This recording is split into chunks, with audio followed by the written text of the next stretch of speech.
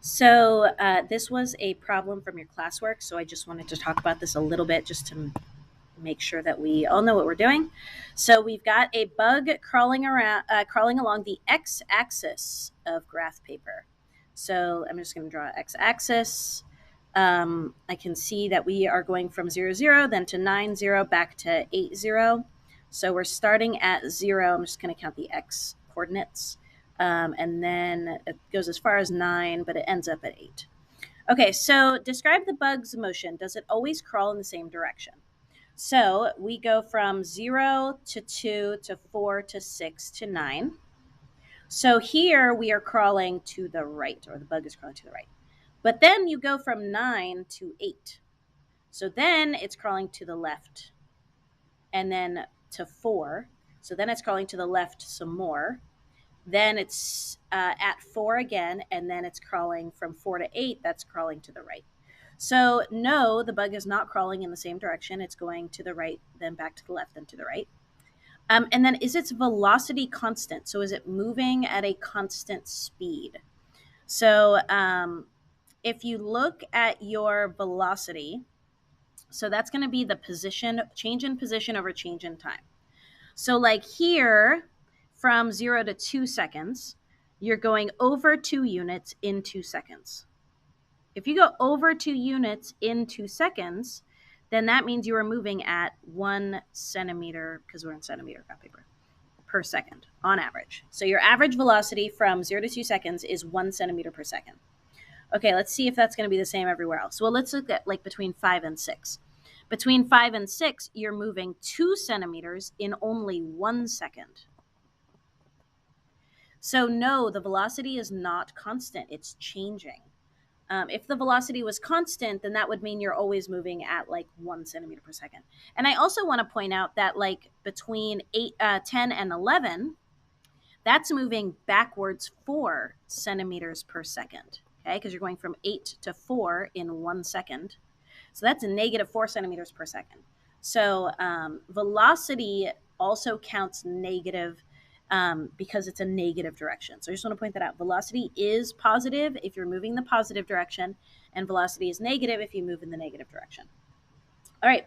From 0 to 15 seconds, there'll be a time that the bug is at 5, 0. So let's just look at our coordinates. We're starting at 0, 0.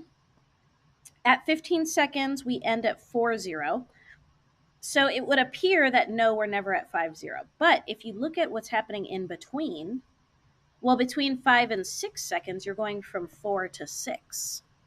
And then from 10 to 11 seconds, you're going from 8 to 4. Okay, well, if I'm starting at 8 and I go back to 4, unless I'm teleporting, because remember, we've got a bug on this number line, unless I'm teleporting, this bug has to cross the x-axis at x equals 5. So yes, there is a time that the bug is at 5, 0. In fact, I would argue there's at least 2 different times, between 5 and 6 seconds, and also between 10 and 11 seconds. All right. And then from 0 to 16, will there be a time at which the bug's average velocity is the same as its actual velocity? So the average velocity, you've already computed here. So average is total change in position divided by total change in time. So that's going to be 8 is our change in position, and then our change in time was 16. So I'm just looking at like these 2 points here to calculate the average velocity. So that's 1/2 centimeters per second. That's our average velocity. Okay, so is there a time at which the bug is moving? So when is it have an actual velocity that's going to be at 1/2 centimeters per second? And yes, there will be a time at which the average velocity is equal to its actual velocity. So very similar to part C, where it's like, okay, if we start at 0 and end at 8, does it have to cross all the values between 0 and 8? Yes. So this is kind of similar to that. So here we've got a velocity of 2 centimeters per second. So it's moving forward at a rate of 2 centimeters per second. And then later on, it's got a velocity of negative 4 centimeters per second. So think about what's happening in between those. Well, if I'm going at 2 centimeters per second, And then I have to change direction and go backwards because that's what the bug is doing. Well, there has to be a slowing down that occurs to change direction, because at some point my velocity is going to be zero, even if it's just for an instant. In order to change direction, your velocity has to be zero. If you think about like throwing a ball in the air, your velocity is positive, then it's zero for like a split second as it changes direction, and then it falls and has a negative velocity. So same thing here. If you go from a positive velocity to a negative velocity, you have to have all of the velocities in between to make that change. So yes, there will be a time at which the average velocity is going to be 1/2 centimeters per second. And I don't know where that occurs exactly, but I know it has to occur somewhere, unless in other words, the velocity function has to be a continuous function. So all of the values between +2 and -4 have to be crossed on that velocity graph. And then I want to look at your notes. A particle is moving along the x-axis, so I'm given position, velocity, acceleration. So these are very common kind of shorthand notations for these, so be on the lookout for those. So when a particle is stopped, what does that mean? That means the velocity is equal to 0. It does not mean the position is 0. It does not mean the acceleration is 0. If a particle is stopped, the velocity is 0. That's what that means. If the velocity is moving to the right, that means the velocity is positive. And I almost never write like is positive in this class or is negative. I just use the shorthand notation greater than 0. So you should, again, be comfortable with this idea that if I say v of t is greater than 0, I'm saying velocity is positive. So if your velocity is just a positive number, like 7 or 8.9, then that means the particle is moving to the right. When the particle is moving to the left, your velocity is negative. Okay, and you can't say anything else. You only know stuff about velocity. You don't know about acceleration. You don't know about position. It's just the particle is moving to the left. So the movement, that's a velocity. A movement is velocity. Okay, how to find position. So there's two different things I can say here. So let's say I want to find the position at t equals b. So at like t equals, let's say b is 2 seconds or 3 seconds or whatever. So then I would just plug in s of b, and that would give me position. So simple enough, you plug the time into the position function. Or let's say you're given velocity. You would need to know what your starting position is. So we'll call that s of 0. So this is your initial position. So you'd have to know where you started, and then you'd have to know what your movement is in between. You'd have to start with your initial position and then figure out what is your movement in between. So your movement in between is going to be the area under your velocity over 0 to b.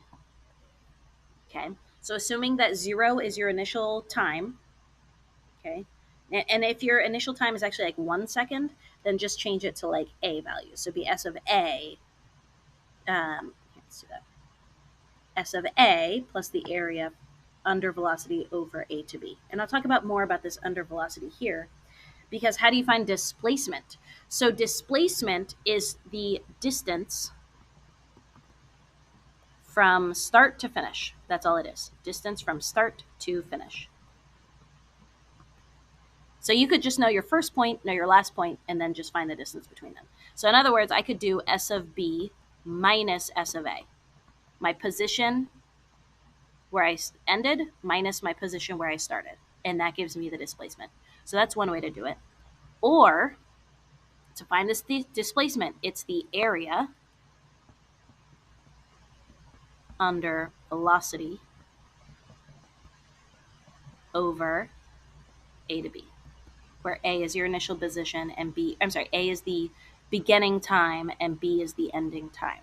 Okay, so area under velocity is displacement. So when I say how to find position is your initial position plus the area under velocity, this is the same thing as displacement. That's what this is. Okay. So your initial position, if you add that to the displacement, you're going to find your ending position. Displacement is simply the distance from your start to finish. And to find it with a position function, you just find the ending position minus the beginning position. So you find the change in position. Actually, let's just write that down. It's the change in position. That's what displacement is, the change in position. And then your area under velocity is another way to find displacement, or the aka the change in position. Okay. All right. Now, total distance traveled is something different. So, like for example, let's say we're saying that Pleasanton is the origin, and I want to find the position of being in San Francisco. So my position might be, I have no idea how far San Francisco away is, like 40 miles, let's say. So my position would be 40 miles. My displacement in this case would also be 40 miles, because if I'm in San Francisco, I'm 40 miles away from Pleasanton. Okay. So my position would be 40 miles. My displacement would be the distance from start to finish would be 40 miles. And then, but let's say total distance traveled is different. Maybe let's say I went to San Jose first, which is 30 miles away. And then I went to San Francisco, and that was like 50 more miles.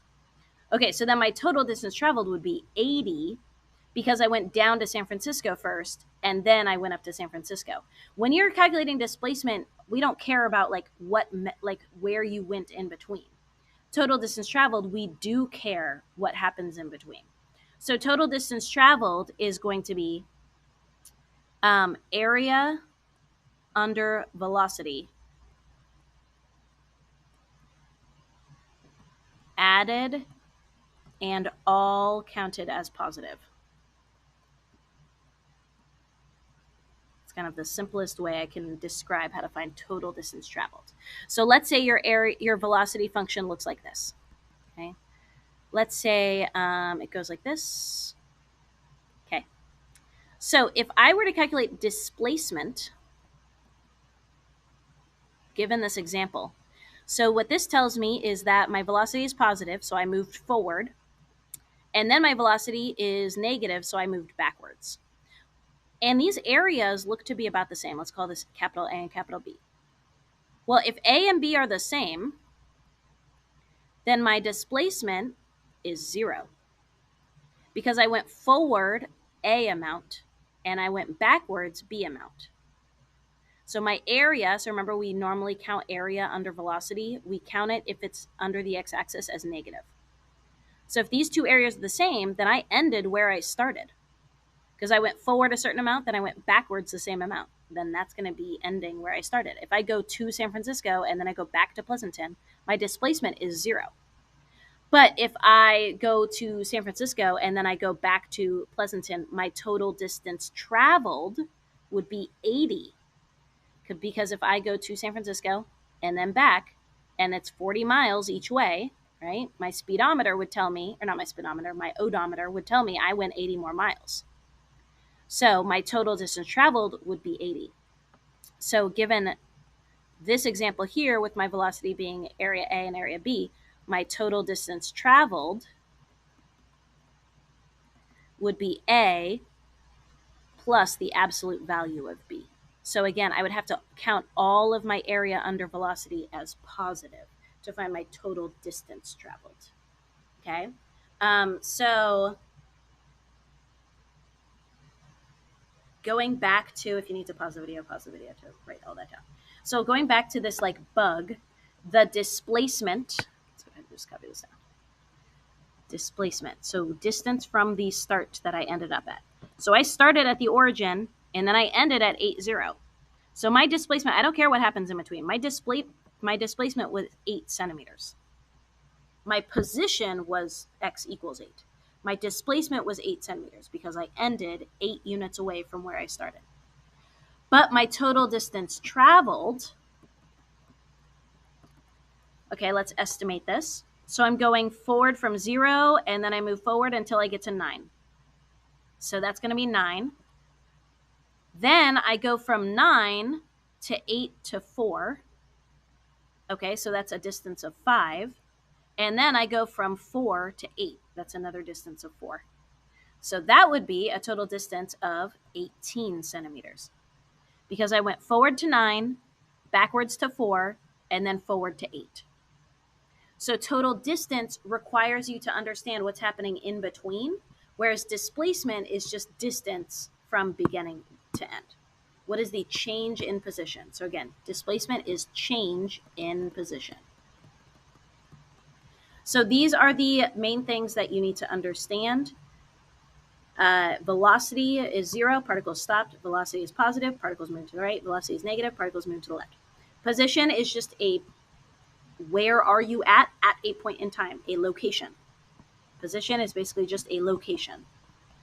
Displacement is a change in position. And total distance traveled counts all of the changes together. Okay, it counts all of the changes. So moving forward, moving backwards, it counts all of that. Displacement does not count the moving forward, moving backwards part. It just is beginning to end. But total distance traveled, you have to count all of it.